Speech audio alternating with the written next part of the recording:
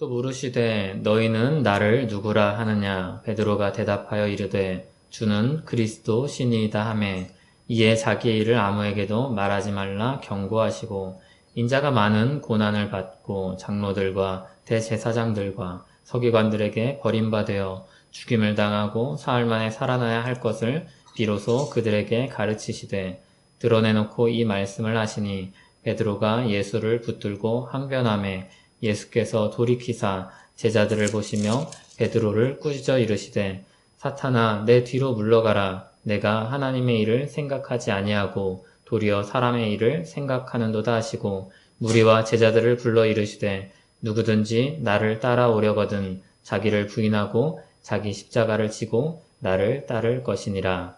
아멘. 네, 주님의 은혜가 우리와 함께 하기를 소원합니다. 이제 오늘부터 고난주간입니다. 그리고 다음 주는 부활주일인데 그동안 우리가 어떤 말씀을 나누면 좋을까 이렇게 살피다가 우리가 매일 읽는 마가복음에서 두 꼭지를 보기로 했습니다. 그래서 이 마가복음을 통해서 주님이 고난을 당하신 그 일들과 그리고 부활의 길을 향해서 가신 그 역사를 살펴보고자 합니다. 아마 늘 성경을 이제 꾸준히 해오신 분들은 더 큰 유익이 있을 줄 압니다. 원래 말씀에서 나온 것처럼 있는 자가 더 많이 가지게 되는 것입니다. 풍성한 그런 이 맥락에 대한 이해와 그리고 전체에 대한 그런 교훈에 대한 그런 이해를 가지고서 말씀을 들을 때 훨씬 더 우리에게 큰 은혜가 있죠. 그래서 그동안 혹시 이제 좀 느슨해졌거나 아니면 잘 해오시던 분들도 그렇고 이번 기회를 빌어서 마가복음 말씀을 통해서 고난주간 동안 매일매일 주님의 그 말씀을 묵상하고 그리스도의 죽으심과 우리를 위해서 행하신 사랑을 살피는 우리 모두 되길 바랍니다. 주님께서 우리에게 큰 은혜를 주실 것입니다. 예수님이 제자들에게 고난 받으실 것을 예고합니다. 이 고난 받으실 것을 예고한 것이 여러 차례 반복이 되는데 특별히 마가복음에 보면은 3차례 반복해서 같은 이야기를 하십니다. 그런데 제자들은 영적으로 눈이 어두워진 상태이죠. 그래서 이것을 구조를 보면은 이 화면에 나오는 것처럼 고난 예고가 3번에 걸쳐서 있는데 고난 예고 앞과 뒤에 보지 못하는 사람들을 고치신 일이 나옵니다. 그래서 이 모양이 이 제자들의 현재의 상태가 예수님께서 말씀하신 그런 것을 보지 못하고 깨닫지 못하고 영적으로 눈이 어두워진 상태를 마가복음을 통해서 이렇게 구조를 통해서 보여주고 있습니다. 그러면 예수님이 그냥 너희들이 보지 못하는구나 지나가시거나 아니면 그냥 꾸짖고 마시는 게 아니라 이 앞에서 나왔던 보지 못하는 자를 고쳐주신 것처럼 바디메오를 고쳐주신 것처럼 이 제자들을 고쳐주십니다. 눈을 뜨지 못하는 제자들에게 영적인 눈을 뜨게 깨닫게 하십니다. 그래서 이 사이에 나온 모든 가르침은 이 영적으로 어두워진 이 제자들의 눈을 뜨게 하는 가르침입니다. 그런데 이 제자들이 구체적으로 영적으로 눈을 뜨지 못해서 보지 못한 것이 있습니다. 그 보지 못한 것은 무엇인고 하니 주님이 어떤 그리스도이신지를 보지 못했습니다. 그래서 베드로가 한 모든 말들, 제자들이 서로 다투고 싸웠던 일들, 그런 데서 다 자신들이 누구를 쫓아서 가는지 모르기 때문에 벌어진 일들입니다. 예수님은 반복해서 주님이 어떤 메시아, 어떤 그리스도이시며 그들을 위해서 무슨 일을 행하실지를 그래서 설명해 주시는 겁니다. 한 번에 깨닫지 못하는 것을 아시고 계속해서 반복해서 말씀을 하시는 겁니다. 제자들은 예수님이 보여주신 세계를 보지 못하고 있습니다. 예수님이 열어주시는 하나님 나라를 보지 못하고 있습니다. 그래서 예수님이 이 보지 못하던 자를 고치신 것처럼 제자들의 영적으로 어두운 그 눈을 열어주십니다.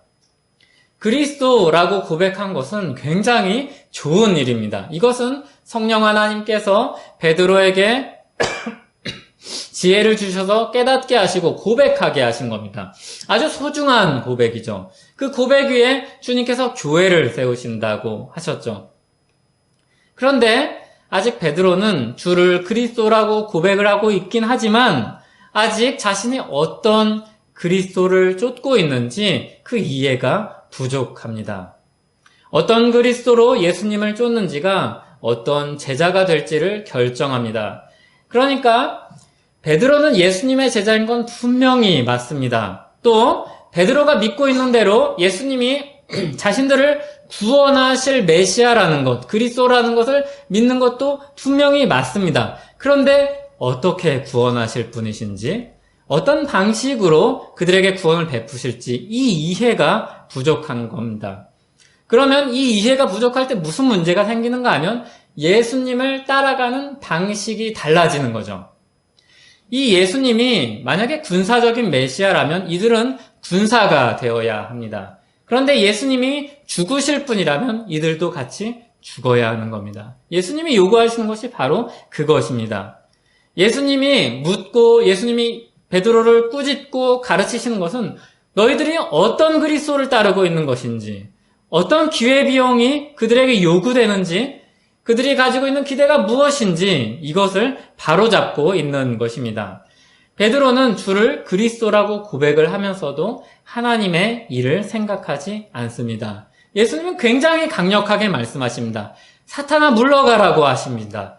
베드로가 좀 전에 분명히 그리스도라고 고백을 했는데 그 믿음의 그리스도를 그렇게 앞장서서 열정을 가지고 주님을 쫓겠다고 한 베드로를 가리켜서 사탄이라고 말씀을 하십니다. 왜 그렇습니까? 왜 사람의 일을 생각한다고 하고 왜 하나님의 일을 생각하지 않는다고 이야기하실까요? 왜 그렇게 강력하게 이야기하실까요? 그 옆에 있던 제자들은 베드로의 동조에서 함께 이야기했습니다. 제자들은 고난을 예고하시는 말씀을 듣고 두려워해서 묻지도 못했습니다. 베드로와 같은 입장에 있었죠. 그것이 예수님이 제자들에게 예수님의 놀라운 기적을 전파하지 말라고 하신 이유입니다. 첫 번째로는 하나님의 때가 아직 이르지 않았기 때문에 그것을 전파하여서 이를 그르치지 말라고 하신 겁니다. 두 번째로는 이때 제자들이 만약에 자신들이 가지고 있는 그리스도에 대한 선입견을 가지고 사람들에게 흩어져서 이 그리스도가 이런 메시아다라고 전하면 예수님이 전하고자 하는 바와 전혀 다른 그리스도를 전하게 되는 겁니다. 잘못된 그리스도를 전하게 되는 것이죠. 예수님이 아니라 복음이 아니라 다른 것을 전하게 되는 겁니다. 굉장히 섬뜩한 이야기입니다. 신앙을 가지고 있습니다. 믿음을 가지고 있습니다. 그리스도라고 주라고 구원자라고 고백을 합니다. 그런데 주님에 대한 이해가 부족하면 때로는 이 사람들이 교회가 믿는 자들이 잘못된 그리스도를 전파하게 된다는 겁니다. 지금 우리도 교회도 충분히 그럴 수 있습니다. 우리의 구원이 잘못되었다거나 취소된다거나 아니면 그 복음으로 인해서 주님의 구원 사역이 어그러진다거나 그런 것은 아닙니다. 하지만 사람들이 이해하는 그리스도, 사람들이 믿고 구원받기 위해서 따라야 될 그리스도가 왜곡되는 겁니다. 잘못된 신앙을 가지고 있는 것이죠. 최소한도로 구원받고 천국은 갈 수 있을지 모릅니다. 그러나 천국 백성으로 살 수는 없을 것입니다. 잘못된 제자도를 따라서 갈 때 이 제자들의 모습이 얼마나 추하고 부끄럽고 민망했는지 기억하십시오. 이들은 서로 주님을 쫓는다고 섬김의 도를 따른다고 하면서도 서로 얼마나 다투었는지 모릅니다. 사람들을 밀어내고 주님께 은혜를 구하면서 오는 사람들을 밀어내고 쫓아냈습니다. 어린아이와 같은 사람들을 조용히 하라고 다그치고 밀어냈습니다. 하나님 나라로 들어오도록 도와야 되는 사람인데 그것을 돕는 게 아니라 가로막았지요. 그리고 자신도 문 앞에만 서 있었습니다. 어쩌면 바리새인들과 서기관들과 제자들은 이때만큼은 크게 다르지 않았을지 모릅니다. 주님의 은혜로 예수님 곁에 있고 예수님을 쫓고 있죠. 하지만 그 고백을 하는 동시에 그 순간에도 하나님의 일을 생각하지 못하고 사람의 일을 생각하는 그런 처지에 있게 됩니다. 제자들이 누굴 믿고 따라야 하는지 예수님은 가르쳐 주십니다. 그리고 믿고 따를 것을 요구하십니다. 만약에 예수님께서 이전에 행하셨던 모든 기적들과 가르침과 그 권세들, 그 능력을 생각한다면, 그것을 기억하고 있다면 그분이야말로 충분히 믿고 인생 전부를 맡길 분이라는 사실을 알아야 했습니다. 그런데 이 사람들은 아직도 내려놓지 못하고 있는 것이 있죠. 예수님이 가르쳐준 대로 믿고 따르지 않고 자신들이 생각하고 기대하는 것을 가지고 예수님을 믿고 따르고 있습니다. 그래서 그들의 눈이 열리지 않는 겁니다. 자신이 보던 만큼만 계속해서 보고 있기 때문입니다. 우리는 보는 만큼만 갈 수 있습니다. 길을 알아야지 목적지에 이를 수 있는 것이죠. 안목이 있어야지 멋진 그림을 보고 감격할 수 있는 것입니다. 생각해 보십시오. 그림의 가치가 보는 사람이 대단하냐 그렇지 않느냐에 따라서 달라지지 않습니다. 그림은 언제나 명작은 그대로 명작으로 남아 있습니다. 그런데 보는 사람이 어떤 눈으로 보는가에 따라서 그 가치를 올바로 보기도 하고, 어떤 사람들은 대가의 작품을 보고서도 이 낙서했네 이렇게 폄하를 하기도 하는 겁니다. 볼 수 있는 사람들에게 그 가치가 드러나는 겁니다. 예수 그리스도의 복음이, 그리스도가 누구신지에 대한 진리의 말씀이 마치 그와 같습니다. 그리스도의 가치는 너무나도 고귀하고 좋은 것인데 보는 사람들이 믿음으로 보지 못하면 그 가치를 깨닫지 못하는 겁니다. 믿음의 눈으로 그리스도를 제대로 볼 때야지 참된 제자로서 살 수 있는 것입니다. 그래서 베드로는, 12제자는 지금 이 말씀 속에서 참된 제자로서 예수님을 따르지 못하고 있는 것이죠. 예수님이 원하는 제자의 삶을 살지 못하고 있는 것입니다. 그래서 때로는 우리에게 이 기도가 필요합니다. 같이 한번 마가복음 9장 23절, 24절을 읽어보겠습니다. 예수께서 이르시되 할 수 있겠더니 무슨 말이냐, 믿는 자에게는 능히 하지 못할 일이 없느니라 하시니, 곧 그 아이의 아버지가 소리를 질러 이르되 내가 믿나이다, 나의 믿음 없는 것을 도와주소서 하더라. 아멘. 만약에 제자들이 믿음으로 예수님을 전적으로 따랐다면 어땠을까요? 만약에 그랬다면 아브라함처럼 갈 바를 알지 못하면서도 따랐을 것입니다. 갈 바를 알지 못하면서 따른 겁니다. 아브라함이 하나님이 보여주신 청사전 설계도를 쭉 보고 하나님이 무슨 보고서 주신 거 몇백 쪽짜리 읽고서 간 게 아닙니다. 믿고 따라서 나오라고 하실 때 그 길을 나선 겁니다. 다 버리고, 사실 아브라함에게는 안정적인 삶, 자신이 거기서 살 수 있는, 누릴 수 있는 것, 그 모든 것들을 다 버리고 떠난 것입니다. 그런데 그 다 버리고 떠날 때 믿음으로 그것을 다 버리고 떠나는 것이죠. 하나님을 믿는 그 신뢰만을 가지고 떠나는 것입니다. 만약에 예수님의 제자들이 그렇게 믿음으로 예수님을 믿고 따랐다면 자기들이 가지고 있었던 편견, 고정관념, 그런 것들을 다 버리고 예수님이 가르치신 대로 자기 생각을 맞춰가려고 했을 것입니다. 믿음으로 구한 아버지의 모습이 어떻습니까? 간절한 마음으로 예수님을 붙듭니다. 왜 예수님을 붙듭니까? 이 아버지는 자기 아이를 예수님이 어떻게 고쳐주실지 잘 모릅니다. 예수님이 어떤 방식으로, 어떤 지혜의 말씀으로, 어떤 능력으로 고쳐주시는지 모릅니다. 다만 예수님을 믿고 있죠. 예수님이 어떤 분이신지, 예수님이 능력이 있으신 분인지, 예수님이 하나님의 아들이시는지 그것을 믿고 있습니다. 그리고 믿음을 구하며 고백하는 겁니다. 믿음 없는 것을 도와주시옵소서, 믿음을 더하여 주시옵소서. 그렇게 하였을 때 이 아이가 낫게 되는 역사가 있게 됩니다. 믿음이 핵심이죠. 제자들이, 여러 부류의 제자들이 있었습니다.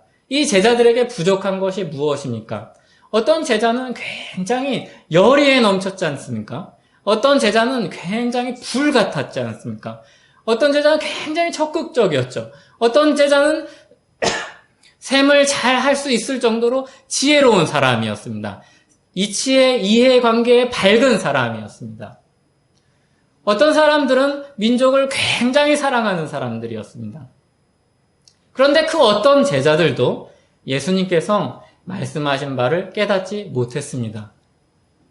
예수님이 원하시는, 예수님을 전적으로 믿는 그 믿음을 가지고 있지 않기 때문입니다. 믿음 없는 것을 도와달라고 우리는 구해야 합니다. 그 제자들과 같이, 그 제자들에게도 필요한 것과 같이 우리도 믿음을 달라고 기도해야 합니다. 바디메오의 모습을 기억해 보십시오. 예수님을 믿는 믿음으로 예수님을 끝까지 붙듭니다. 예수님을 믿으려고 할 때 이 바디메오 앞에 누가 가로막은지 기억하십니까? 제자들이 조용히 하라고 이야기합니다. 그런데 이 바디메오에겐 믿음이 있습니다. 예수님이 자신을 고쳐주실 수 있을 거라는 믿음이 있습니다. 제자들이 말리고 막아서고 꾸짖고 아무리 싫은 말을 들어도 멈추지 않습니다. 그 멈추지 않는 것은 어디서 나온 힘입니까? 바디메오가 믿기 때문입니다. 바디메오에게 믿음이 있기 때문입니다. 바디메오가 의지가 굉장히 강력한 사람이라서 그런 것이 아닙니다. 예수님만이 자신을 고쳐주실 분이라는 믿음을 가지고 있기 때문입니다. 이 믿음을 가지고 있을 때 바른 대상을 믿는 믿음을 가진 모든 사람은 좋은 결과를 얻을 것입니다. 믿을 만한 분인 예수 그리스도를 믿는다면 반드시 좋은 결과를 얻을 것입니다. 하나님의 아들 예수 그리스도를 믿는다면 반드시 주님께서 선한 열매를 맺게 하실 것입니다. 그래서 우리가 이 말씀을 대할 때 첫 번째로 기억해야 할 것은 우리를 위해 고난받으시고 죽으시고 부활하신다는 이분을 믿어야 합니다. 이 믿음이 없다면 성경 말씀을 아무리 잘 알아도 그것이 다 소용이 없습니다. 성경 말씀을 달달 외우고 있어도 66권의 성경을 다 외우고 있더라도 믿음이 없으면 그것은 다 무의미한 것입니다. 하지만 믿음이 있을 때 그것이 우리 삶의 능력이요, 우리 삶을 변화시키며 우리를 하나님 나라로 이끌어주고 우리를 하나님 나라를 보게 하고 사람들에게 하나님 나라를 보여주는 그 능력의 말씀으로 우리에게 능력으로 나타날 것입니다. 우리는 믿어야 합니다. 믿음이 없이는 아무것도 아닙니다. 믿음이 없으면 아무것도 소용이 없습니다. 이 제자들은 왜 몰랐을까요? 제자들도 믿음이 필요하다는 정도는 알았을 것입니다. 무엇이 이 제자들의 믿음의 걸림돌이 되었을까요? 우리는 이것을 좀 더 깊이 보아야 합니다. 제자들에게 걸림돌이 된 것. 사람들이 믿고자 하지만 그 믿음을 가로막는, 중간에 가로막는 해자가 되는 것, 넘어서지 못하게 하는 것, 그것이 무엇인지 우리는 생각해 보아야 합니다. 이 제자들에게 걸림돌이 되었던 것은 자신들이 가지고 있었던 신앙이었습니다. 굉장히 놀라운 일이죠. 자신들의 신앙이 예수님을 믿는데 걸림돌이 되었습니다. 좀 더 분명히 말한다면 자신들이 가지고 있는 메시아에 대한 생각이 신앙화되었던 것이죠. 자신들이 가지고 있었던 메시아, 그리스도관이 그들에게 걸림돌이 됩니다. 제자들을 비롯한 유대사회는 정치적이고 군사적인 메시아를 기대했습니다. 그러면 이런 기대가 그냥 애국자로서의 마음, 민족을 위하는 마음 때문에 나온 것이냐? 그렇지 않습니다.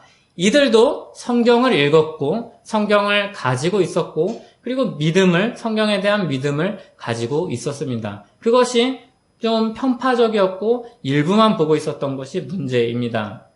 다니엘서 7장에 나온 것처럼 오실 메시아는 능력의 메시아입니다. 그리고 승리하는 메시아입니다. 그래서 이들이 이렇게 오해한 것도 어려운 일이 아니었습니다. 탁월한 가르침, 놀라운 능력으로 무장한 예수님을 보았을 때 우리가 그렇게 기다리던 예수님, 메시아가 왔다는 것을 그렇게 믿고 쫓아갔던 것은 이상한 일이 아니었습니다. 이스라엘을 로마에서 구원할 지도자로 본 것은 굉장히 자연스러운 일이었죠. 그래서 그것에 너무 주목하여서 본 나머지 균형을 잃은 것이죠. 그리고 이미 그것은 그때 넘어지는 게 아니라 이전부터 가지고 있었던 신앙이 균형을 잃고 있었기 때문에 예수님을 볼 때 그 부분만 주목하여서 보게 된 것입니다. 그들은 자신들이 바라고 있는 것들로 인해서 하나님이 주신 말씀에서 보고 싶은 말씀만 취하는 겁니다. 제자들이 바로 그런 겁니다. 예수님이 하시는 말씀과 그 능력과 기적과 그런 가르침을 다 보고 듣고 경험합니다. 심지어 자신들도 그 일에 동참합니다. 그런데 이들이 좋아하는 것은 무엇입니까? 이들이 주목해서 보고 원하는 것은 무엇입니까? 대단한 능력, 높은 자리, 사람들에게 주목받는 것, 이런 것들이지 않습니까?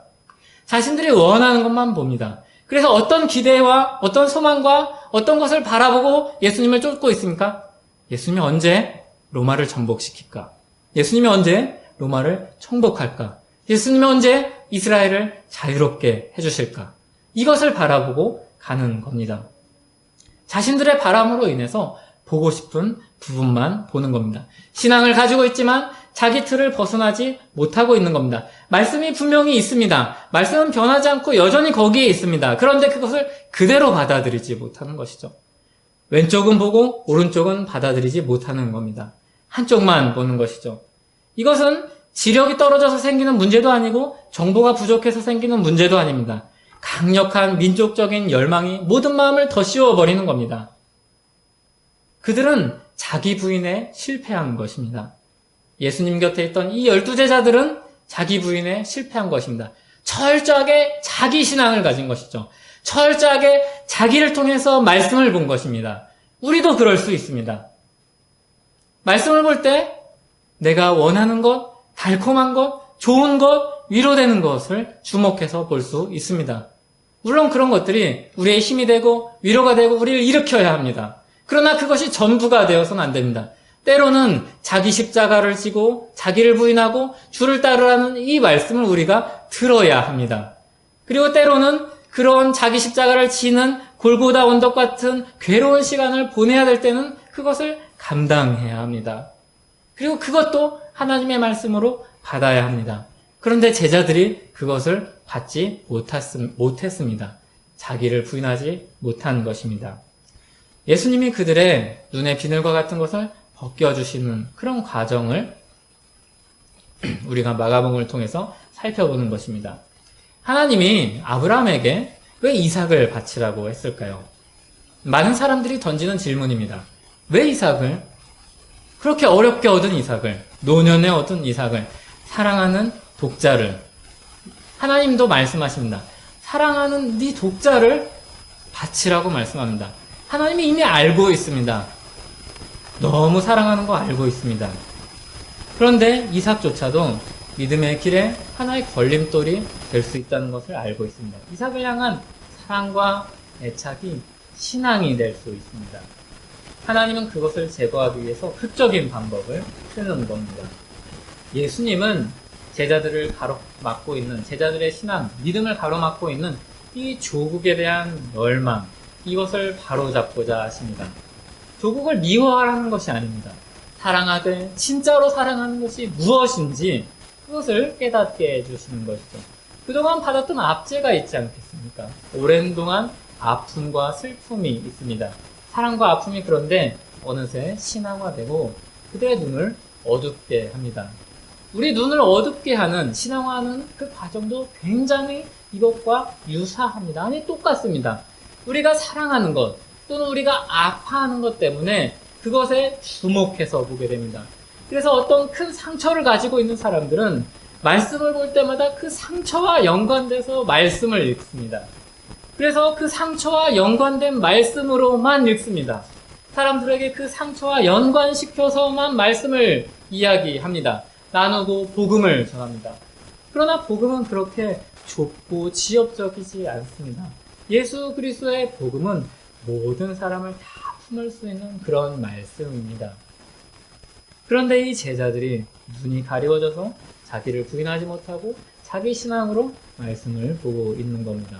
예수님의 말씀을 듣고 예수님을 쫓아가고 있습니다.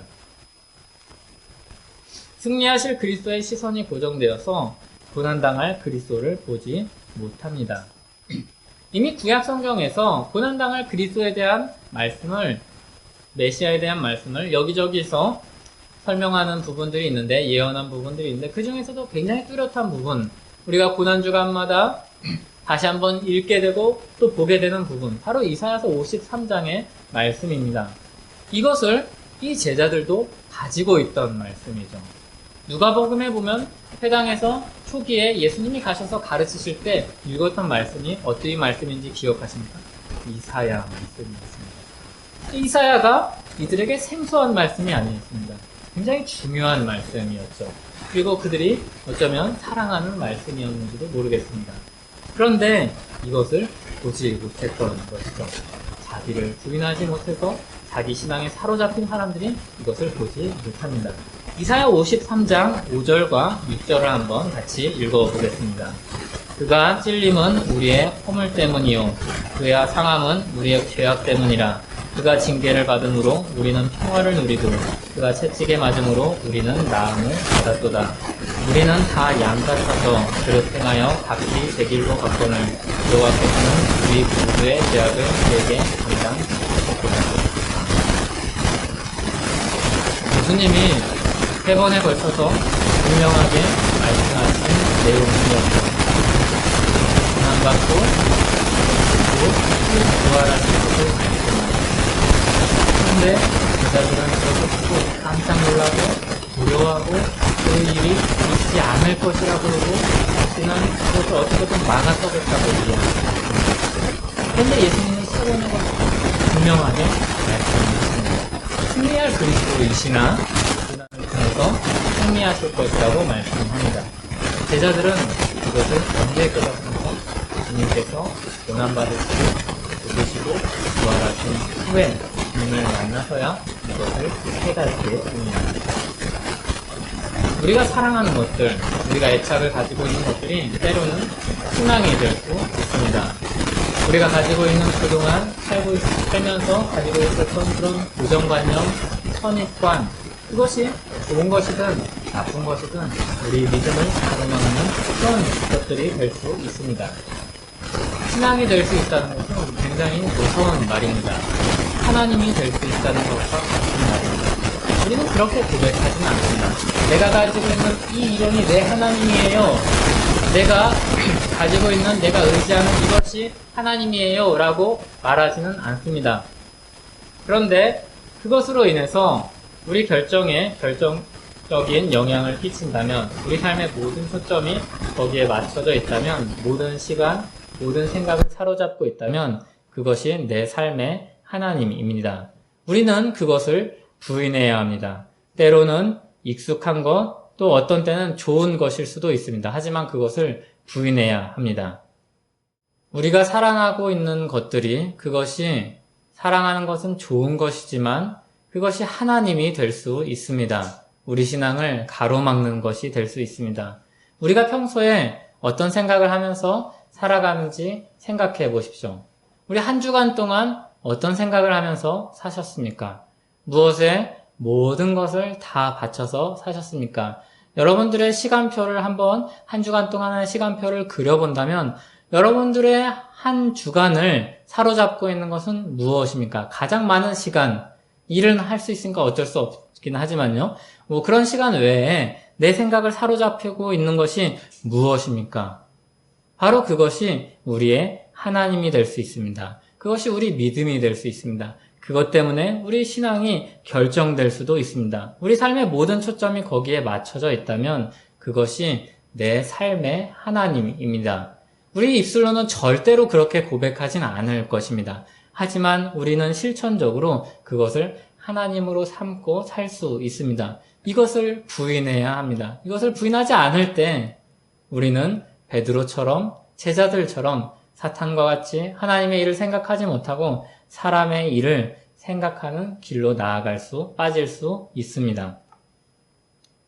예수님은 그들의 눈을 열어주시며 자기 십자가를 지고 따르라고 말씀하십니다.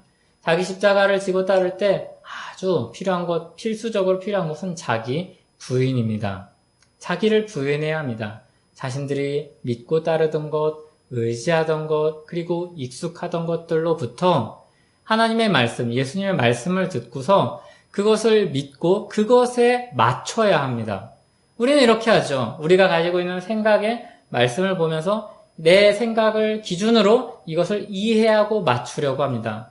하지만 하나님이 요구하시는 것, 예수님이 요구하시는 것은 이 말씀에 맞춰서 내 생각을 바꾸라는 겁니다. 그것이 우리가 자기를 부인하고 자기 십자가를 지고 따라야 될 그런 삶입니다. 예수님은 그리스도로서 이 땅에 오셔서 하실 일에 대해서 말씀하십니다. 제자들은 깜짝 놀랄 만한 일이죠. 왜냐하면 죽으신다잖아요. 죽으시면 그들이 생각하는 구원은 없는 것입니다. 그들이 생각하는 자유는 거기서 끝나는 겁니다. 그러나 예수님은 그것보다 훨씬 더 큰 세상, 큰 하나님 나라를 바라보고 있습니다. 고난당하고 죽고 부활하여서 많은 사람을 위해서 대속물로 죽고자 하십니다. 다른 사람을 위해서 자기 목숨을 버려 생명을 얻게 하고자 하십니다. 자신이 죽지 않으면 사람들이 구원받을 수 있는 그런 기회가 없기 때문입니다.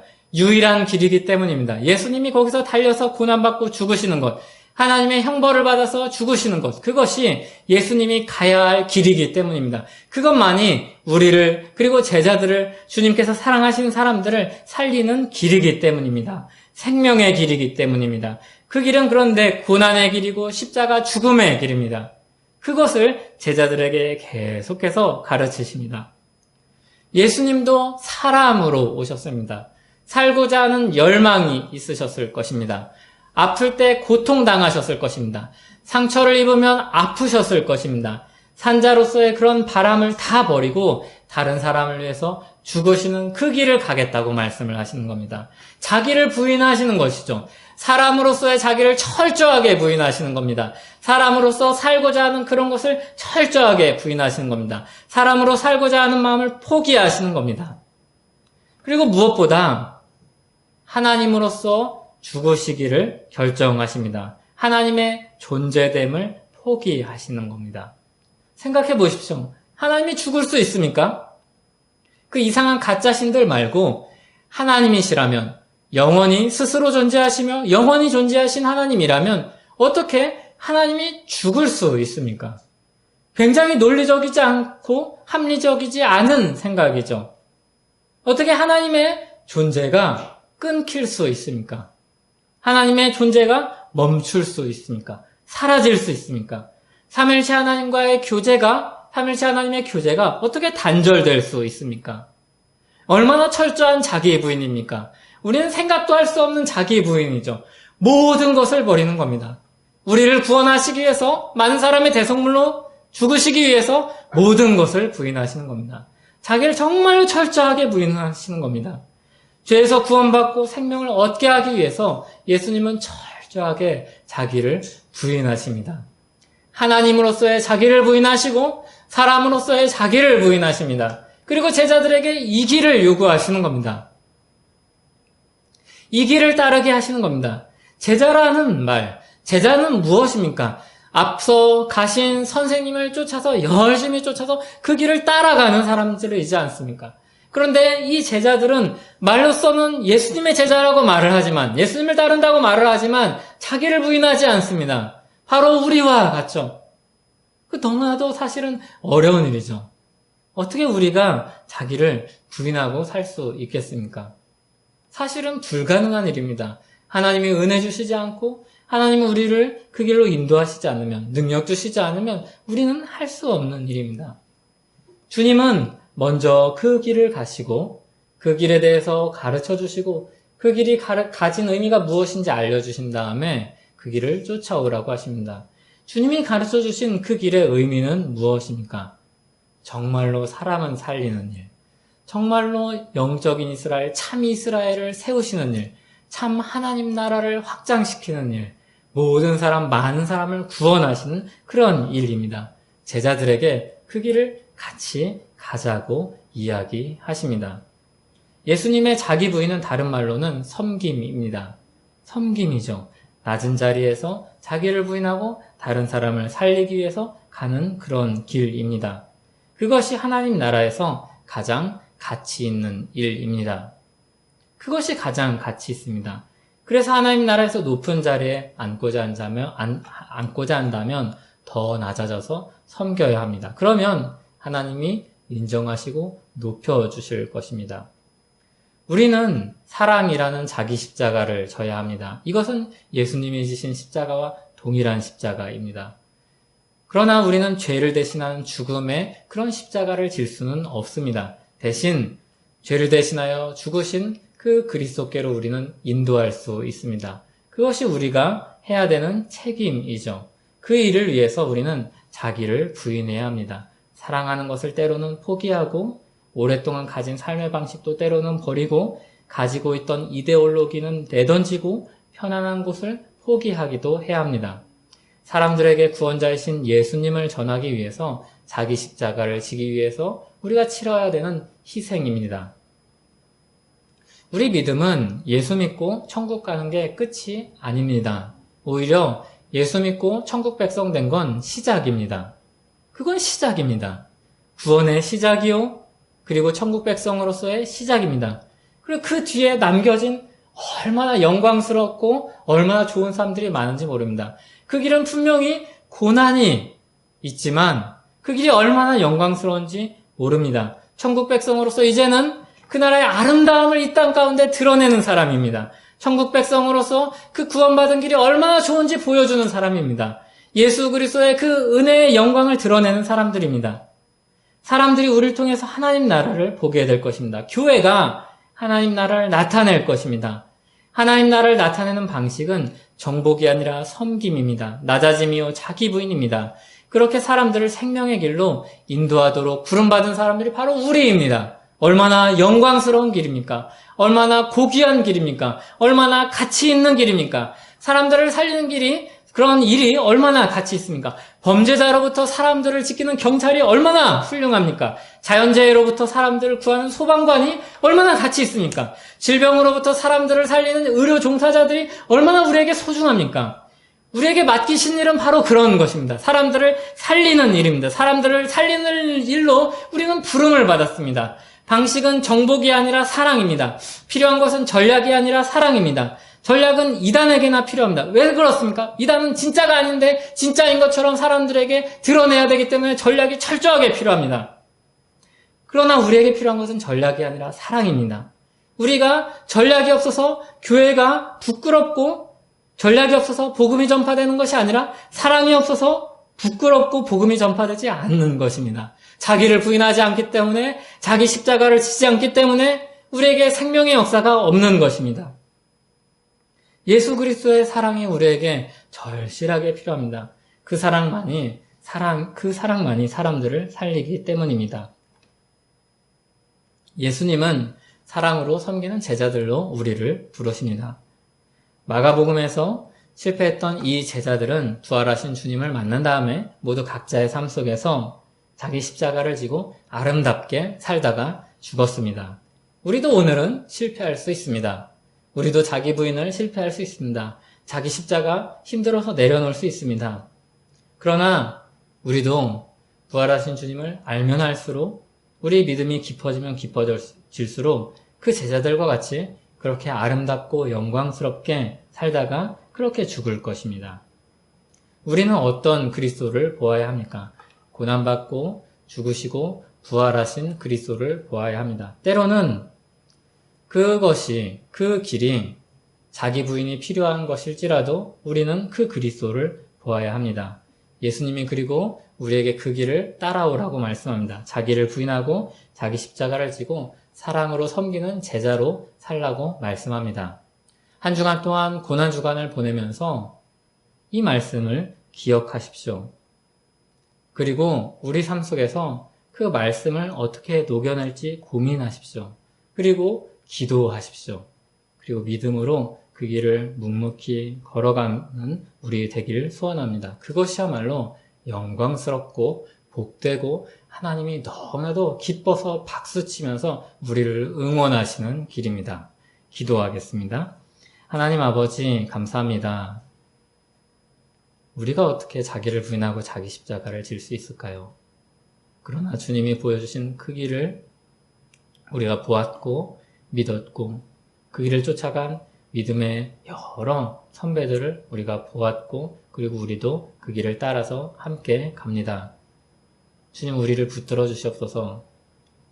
코로나 바이러스로 인해서 모든 사람들의 마음이 위축되고 그 스트레스 안에서 살고 두려움 속에서 살고 걱정 속에서 살고 실제적인 그런 피해를 받으면서 살아가고 있습니다. 거기서 우리에게 필요한 자기 부인은 무엇일까요? 자기 십자가는 무엇일까요? 그것을 보게 하여 주시옵소서. 우리 눈이 가리워서 불평과 불만과 괴로움과 걱정과 두려움에 사로잡혀 살지 않게 하시고 우리를 위해 죽고 십자가에 달리시고 부활하신 그리스도를 믿고 또 하루하루 영광스러운 그 제자의 길로 살아갈 수 있도록 도와주시옵소서. 예수님 이름으로 기도합니다.